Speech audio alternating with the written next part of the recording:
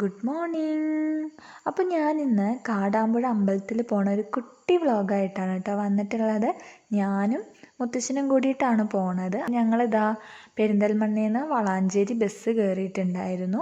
അപ്പോൾ കുറേ നാളുകൾക്ക് ശേഷമാണ് കേട്ടോ ഇപ്പോൾ കാടാമ്പുഴ അമ്പലത്തിലേക്ക് പോണത്. അപ്പോൾ മുത്തശ്ശൻ ഇടയ്ക്കിടയ്ക്ക് പോവലുണ്ട്. അപ്പോൾ ഞാനും ഇപ്രാവശ്യം കൂടെ പോയി കേട്ടോ. ഞാൻ 2 years ബാക്ക് പോണ സമയത്ത് ഇവിടെ റോഡ് പണി നടന്നുകൊണ്ടിരിക്കുകയായിരുന്നു. അപ്പോൾ ഇത് നല്ലോണം കംപ്ലീറ്റ് ആയിട്ടുണ്ട്. അങ്ങനെ പിന്നെ ഞങ്ങൾ വളാഞ്ചേരിയിൽ ചെന്നിട്ട് അവിടുന്ന് കാടാമ്പുഴ ബസ്സാണ് കയറിയത്. അപ്പോൾ കാടാമ്പുഴ ബസ് കറക്റ്റ് അമ്പലത്തിന് മുന്നിൽ തന്നെ നമ്മളെ ഇറക്കും കേട്ടോ. അവിടെ തന്നെയാണ് സ്റ്റാൻഡ്. അങ്ങനെ ഞങ്ങൾ അമ്പലത്തിൽ എത്തിയിട്ടുണ്ടായിരുന്നു. അപ്പോൾ മുട്ട ഇറക്കുന്നവർക്ക് വേണ്ടിയിട്ട് വേറൊരു ക്യൂ ഉണ്ടായിരുന്നു കേട്ടോ. പക്ഷേ ആനയെ രക്ഷിച്ചതാരാ? വിഷ്ണു അല്ലേ? പോയി പിൻകാലിന്മേൽ കടിച്ച മുതല കടിവിടാൻ ആയിരത്താണ്ടുഴങ്ങാൻ അന്നേരം വന്നു മുരരിപോ ഗരുഡാരൂഢനായി ധ്യാനശക്തിയാൽ അത്രം ചക്രേണ കൊന്നു കരിവരക. അവിടെ കടന്നുകൊണ്ട് അദ്ദേഹത്തിന് അടിക്കടി വെള്ളത്തിൽ കാണുമ്പോൾ മുതല കടന്നിട്ടുണ്ട് അല്ലേ? ആ മുതലയുടെ കടി വിടാൻ പറ്റുന്നില്ല. കാരണം മുതല ജലജീവിയാണ്. രാമായണ മാസം ആയതുകൊണ്ട് തന്നെ അമ്പലത്തിൽ നല്ല തിരക്കുണ്ടായിരുന്നു കേട്ടോ. അപ്പം ഞങ്ങൾ ഏകദേശം 1 മണിക്കൂർ വെയിറ്റ് ചെയ്തിട്ടാണ് മുട്ടറക്കലിനകത്തേക്ക് കയറ്റി വിട്ടത്. അപ്പോൾ ആ സമയത്ത് ഇവിടെ രാമായണ പാരായണം നടക്കുന്നുണ്ടായിരുന്നു. അപ്പോൾ അത് കുറേ നേരം കേട്ടിരുന്നു കേട്ടോ.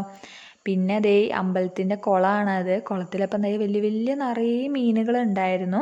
അപ്പം ഞാൻ അത് നോക്കി കുറച്ച് നേരം ഇരിക്കുകയാണ് കേട്ടോ. നല്ല രസമുണ്ടായിരുന്നു കാണാൻ വേണ്ടിയിട്ട്. ഇപ്പം ഇവിടെ കുറേ മാറ്റങ്ങൾ അമ്പലത്തിന് വന്നിട്ടുണ്ട്. ഇനിയും പണികൾ നടന്നുകൊണ്ടിരിക്കുകയാണ്. അങ്ങനെ ഞങ്ങൾ മുട്ടറക്കലൊക്കെ കഴിഞ്ഞ് അമ്പലത്തിൽ തൊഴുതിറങ്ങിയിട്ടുണ്ടായിരുന്നു. പിന്നെ പ്രസാദമൊക്കെ വാങ്ങി കേട്ടോ.